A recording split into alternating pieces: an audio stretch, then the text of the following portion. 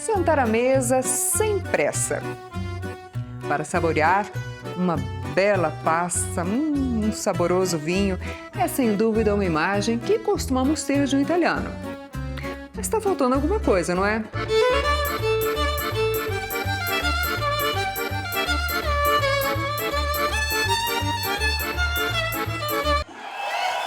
Claro, a companhia, o barulho das conversas. A famosa mesa farta dos fratelli não envolve só comida. É também sinônimo de família, de amigos, de gente reunida. O hábito de fazer da refeição um momento para fortalecer laços afetivos é uma das heranças deixadas pelos imigrantes que chegaram há mais de 100 anos no Brasil. No Paraná, foram centenas de famílias que chegaram com o sonho de se reunir à mesa para celebrar a nova vida. Porém, esse hábito simples, mas tão singelo e reconfortante para esse povo, não foi a primeira lembrança dos que aqui chegaram. A travessia durava mais ou menos ali uns 2 meses de barco, né? E eles não tinham condições próprias de higiene nem de alimentação. Sim, num tempo em que o mundo era muito distante e atravessar os oceanos era uma aventura incerta, esse povo embarcou com a bagagem cheia de esperança e coragem para recomeçar sem nenhuma garantia em outro continente, num país completamente desconhecido. Sabiam uma notícia ou outra, não sabiam o que iam encontrar. A família do meu pai, os Borghetti, vieram para o Brasil, eles vieram em 2 e os outros ficaram.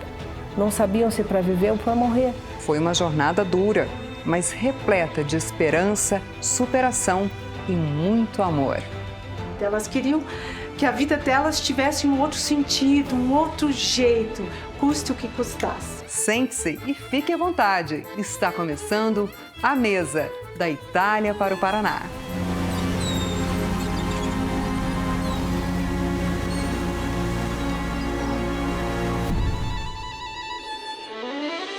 O meu nome é Walter Antônio Petruzziello, pronunciado em italiano, ou Petruzziello, como dizem os brasileiros. Eu nasci em Prato la Serra, na província de Avellino, que é na Campanha, mais ou menos 50 quilômetros de Nápoles. Sandra Poli. Meus avós vieram da Itália em 1902. Helena Maria França Sundin. E a minha avó, a Maria Malucelli França, que era conhecida como Dona Marieta, foi a primeira Malucelli que nasceu aqui no Brasil. Meu nome é Matheus de Paula. E a minha família italiana vem por parte de pai de Cremona. Meu nome é Renata Rossi, eu sou descendente do Giobata Rossi. Ele nasceu na Itália, em Borborico. Eu sou Luiz Molossi, a minha família é de origem, a mãe é Lovison, de Mason Vicentino, Vicenza, e a família do pai Molossi é de Casalmaggiore, Cremona, na Lombardia. Meu nome é José Maria Granato, eles vieram da região de Vêneto. Meu nome é Ângela Maria Mutim, eu sou nascida aqui em Colombo, mas meus nonos, meus pais, são descendentes de italiano. Meu nome é Justina Pederiva Fardo, meu nono veio da Itália, a nona também. Meu nome é Marcelo Malucelità, origem italiana de vários locais da Itália, Vêneto, Trentino, Piemonte. Me considero um italiano não só de sangue, mas de alma, né?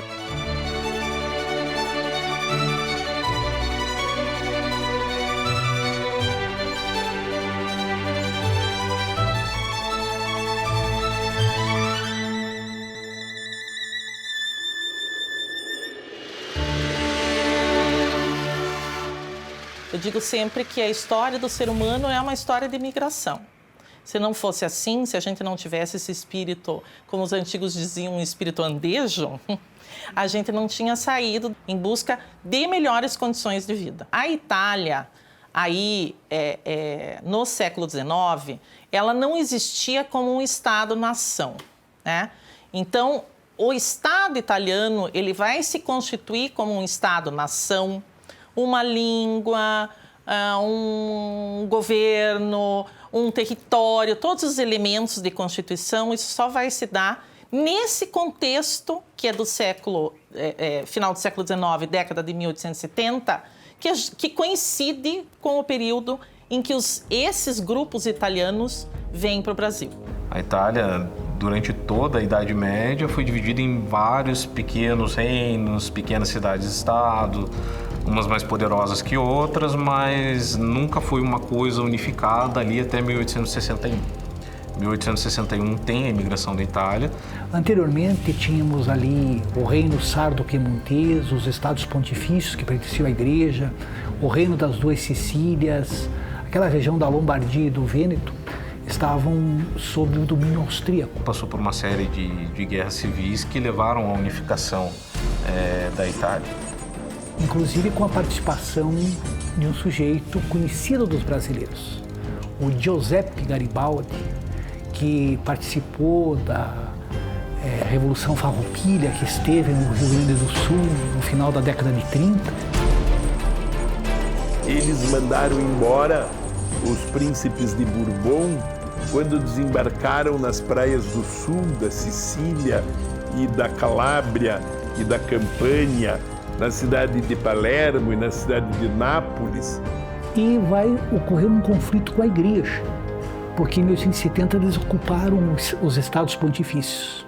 Toda essa confusão da península, tantos anos sem colheita, tantas guerras de disputa, tanto tempo sem poder plantar, tudo isso provocou fome na Itália. Havia fome na Itália.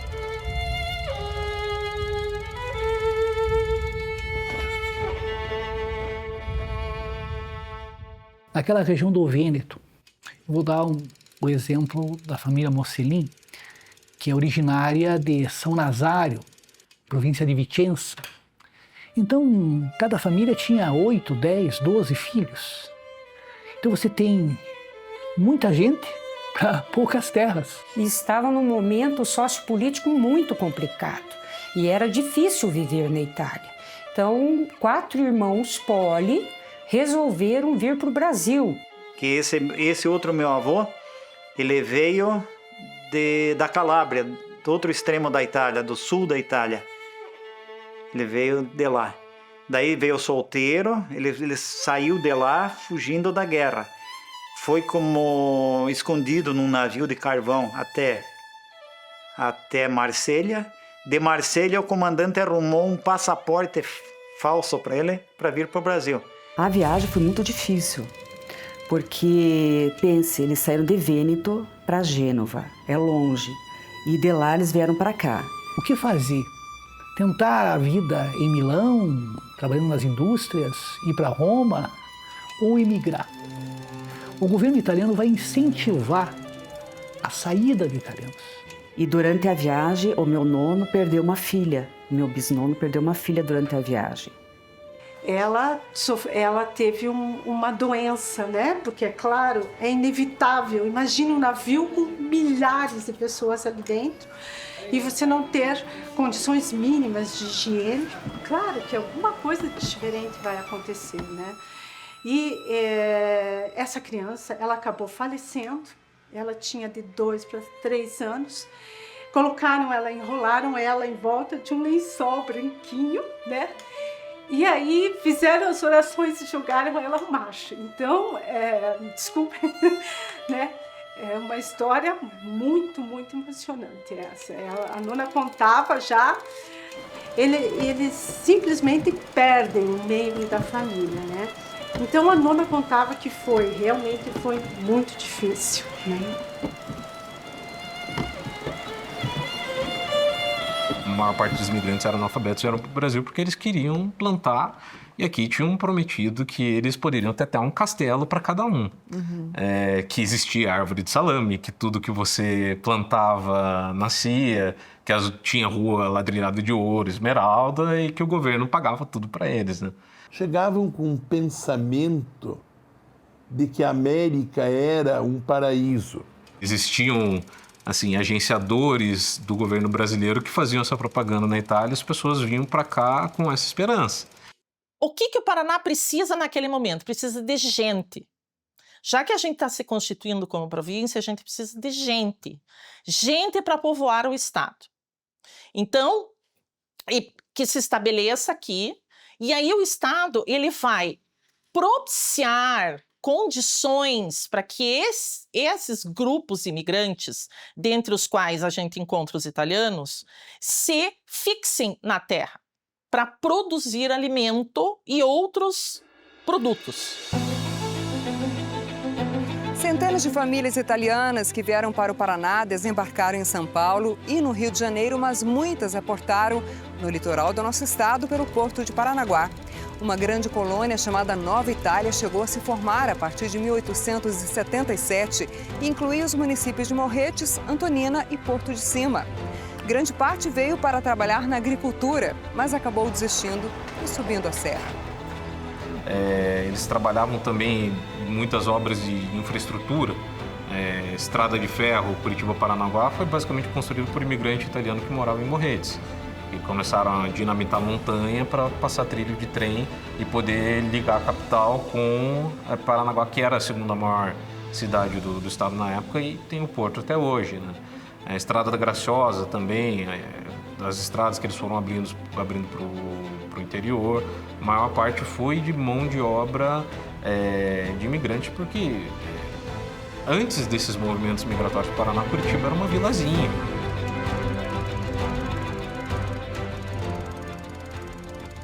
O que aconteceu? Como o clima era muito diferente do clima italiano, aí então que eles subiram a Serra do Mar.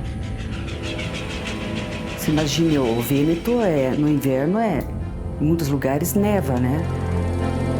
E chegar no litoral com roupas pesadas, de linho, né? Sem estar preparado, eles passaram muito calor.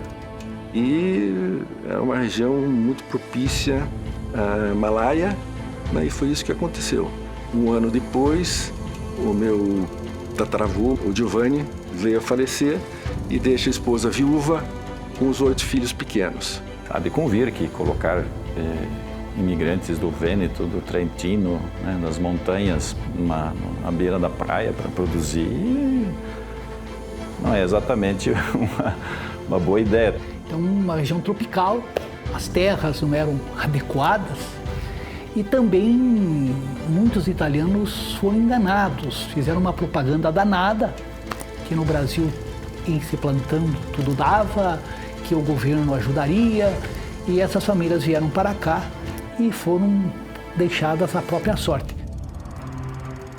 Entre as poucas famílias de imigrantes que resolveram enfrentar o calor do litoral, uma delas aprendeu a trabalhar com uma cultura típica das regiões tropicais e acabou achando um novo meio para viver e prosperar aqui no Paraná. Eles vieram e foram lá pro bairro que aqui em Morretes a gente chama do Central, e eles plantavam cana de açúcar, eram agricultores, né? E depois construíram, inclusive, uma fábrica de açúcar, né? Eram grandes produtores. A família assumiu esse empreendimento e começou daí sim a produzir aguardente. Durante muitos anos, vamos dizer assim, o início de toda a família foi o açúcar, em pouca escala, mas principalmente na produção de aguardente. A minha família migrou direto para o Paraná, se estabeleceram em Morretes e ficaram lá até meu bisavô nascer. E fazendo pesquisa em jornal antigo, encontrei uma matéria pequenininha, dizendo que o senhor Sebastiano Tironi tinha enviado para o jornal uma caixinha com 3 maçãs do pomar dele. E que ele estava muito feliz de estar vivendo em Morretes porque tudo que ele plantava nascia ali. É o jornal Diário da Tarde de 27 de março de 1901. O senhor José Nogueira, autorizado pelo agricultor Sebastiano Tironi, residente em Morretes, teve a gentileza de enviar-nos uma caixinha contendo 3 maçãs colhidas no pomar de propriedade do mesmo senhor Tironi. Escreve-nos o senhor Nogueira ao senhor Sebastião Tironi em conversação consigo, acabou por declarar que nessa terra, em Morretes, só não se produz aquilo que não se cultiva. Na casa de Dona Helena em Morretes, arquivos, fotos e relíquias dos antepassados italianos formam uma espécie de museu, onde também estão preservados dezenas de objetos e curiosidades da farmácia fundada em 1910 pelos avós da professora, Roberto e Marieta Malucelli França. Memórias que Dona Helena conserva com orgulho. Quem é Helena hoje é porque eu tenho vários ancestrais, uma origem grande, né? Que faz parte da minha história, né? Eu sou Helena porque tem várias pessoas atrás de mim, né? Atrás de mim. Então, eu acho que isso é muito importante. Tinha também esses 2 casarões onde todos os membros da família moravam juntos, acho que e pelo que eu sei, uma das coisas que todo mundo comenta era a harmonia que todos tinham entre eles.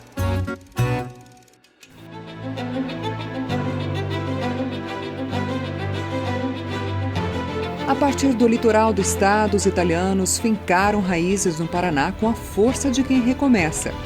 Mais do que povoar, ajudaram a construir o estado. Na memória de cada descendente, a importância do legado que abriu o caminho para muitas gerações. Nós vamos ter a fundação de diversas colônias. Por exemplo, Nova Tirol, que é a atual Piraquara, Alfredo Chaves, que é Colombo. Aqui, a colônia Dantas, no bairro do Água Verde, e também Santa Felicità, né? A nossa Santa Felicidade. Então, na região metropolitana de Curitiba, Campo Largo, Almirante Tamandaré, Rio Branco do Sul, então os italianos vão se estabelecer. Os italianos, descendentes de imigrantes italianos, vão se espalhar por todo o Paraná. E são absorvidos, então, por essa sociedade, né? E também porque combina com um projeto no Brasil, que é o projeto de branqueamento, né? Que é um projeto eugenista de branqueamento e de apuração da raça brasileira. Uma nação ao modelo europeu, né? E os italianos se inserem muito bem nisso.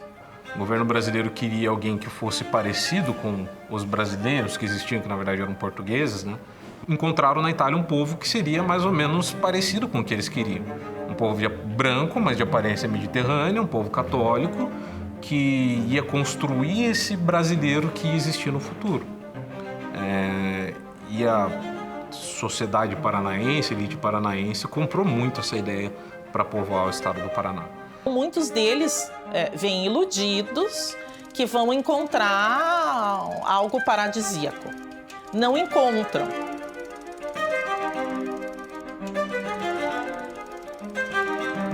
Mas naquela época a fartura era de mata. Não encontraram lavoura formada, não encontraram casas prontas para morar. Tiveram que começar a desbravar, a cortar então o mato e assim, cortando o mato, assim eles começaram então a fazer as primeiras roças, né?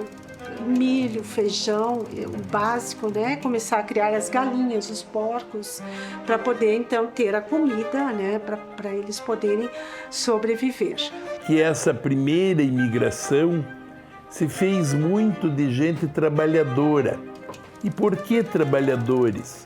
Porque à medida em que se cumpriu no território do Império a lei do ventre livre, cada vez menos escravos vinham para o Paraná e cada vez menos escravos nasciam no Paraná.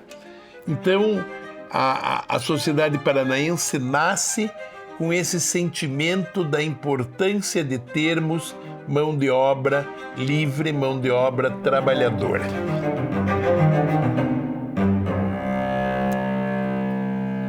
O meu pai, ele migrou para o Brasil em 1953, um pouquinho antes da mulher dele, minha mãe, eu e meu irmão, que já... a minha mãe estava grávida quando ele imigrou, tanto que ele conheceu o meu irmão apenas com 9 meses de idade, né? O meu pai, Osório Natali Poli, e a minha mãe, Adelina Ortolan Poli, e de repente resolveram que iam para Cornélio Procópio. Por quê? Porque foi o sonho do café, né? O Ouro Verde. Vários motivos trouxeram eles para cá, né? Mas eles realmente não sabiam o que eles iriam encontrar aqui. O que eu vou encontrar numa terra que eu não conheço? Quais são as condições de vida que eu vou ter? Me deu uma satisfação em saber que os primeiros italianos da minha família que vieram para cá conseguiram pelo menos sobreviver, né? sobreviver e fazer o que eles queriam fazer, porque eles viviam de agricultura, então eles conseguiam viver de agricultura aqui também. E o meu pai começou ali, começou a trabalhar nas indústrias Matarazzo, mas a gente sempre comenta que meu pai tinha um espírito de aventureiro, então ele vivia mudando de cidade de 6 em 6 meses, né? E foi o meu pai, o meu tio Paulo Poli, meu tio Osório Poli, os 3 foram para Cornélio Procópio e tinha um armazém chamado Ipiranga. Só que depois de montado o armazém, pegou fogo. A gente até hoje não sabe se foi um incêndio criminoso, o que foi. E eu sei que o meu pai ficou muito desgostoso e com 51 anos ele infartou e minha mãe ficou com 6 filhos. Vim para cá aos 15 anos, depois para fazer faculdade, e aqui fiz Direito na PUC.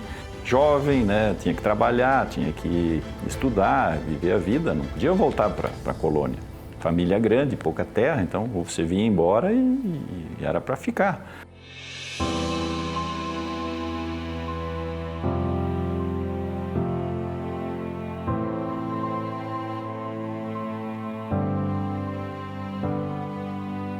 A gente precisa relembrar, a gente precisa colocar essas coisas para as pessoas perceberem, para as pessoas saberem o quanto eles sofreram, o quanto eles foram bravíssimos assim, para poder vencer todos os obstáculos, né, que eles então tiveram para chegar até aqui. Porque a nossa memória está aqui, não tem como você apagar a memória, esses momentos lindos que a gente conseguiu viver aqui com os meus avós. Por que você cultiva essas coisas? Cartas antigas do meu avô, que vinha da Itália, tá tudo guardado, né? Daí eu falei para ele, quem não conhece a cultura, daqui a um pouco não vai saber se nasceu de uma família ou de uma casca de ovo, né? Eu já cresci nesse ambiente de estar vivenciando essa questão da cultura, né? Veja, eu preciso fazer uma homenagem à minha mãe, porque, desculpa a emoção, mas atravessar o oceano com 21 anos de idade, né, dentro de um navio sozinha, porque não tinha mais ninguém da família, com 2 filhos, um de 9 meses e um de 2 anos, né, era ter coragem. Mas a minha mãe foi uma guerreira, batalhadora, porque ela dizia, tem que estudar porque é com estudo que vocês vão vencer. Elas mostraram para nós que elas podem, que a mulher tem poder, que a mulher tem força, que a mulher consegue. Ela revoluciona uma família. São ensinamentos de mulheres fortes, de homens corajosos, que não desistiram, mesmo sabendo de todas as dificuldades. Saíram com nada, muitos com a roupa do corpo, o que não foi diferente em algumas pessoas da minha família, e não desistiram. Então, essa força, essa fé em Deus, a gratidão a tudo, a gratidão, essa palavra é uma palavra que eu carrego comigo. Fazer América não foi assim tão fácil, né? Porque foi através do trabalho dele, das mãos calejadas deles, do suor deles, que não foi fácil, a gente não consegue mensurar o que foi, a gente não consegue. Nós estamos aqui para honrar essas pessoas, né, tudo que eles construíram, com muita honestidade, né? Só que Curitiba me acolheu, me deu tudo que eu tenho é graças a Curitiba, ao mundo italiano que está aqui. Então este ano eu faço 70 anos de imigrante. Né? Festejando os 150 anos da imigração italiana, eu tenho 70 anos de imigrante italiano no Brasil. E são pessoas que correram atrás, né? Porque vieram atrás de um sonho e acreditaram nesse país.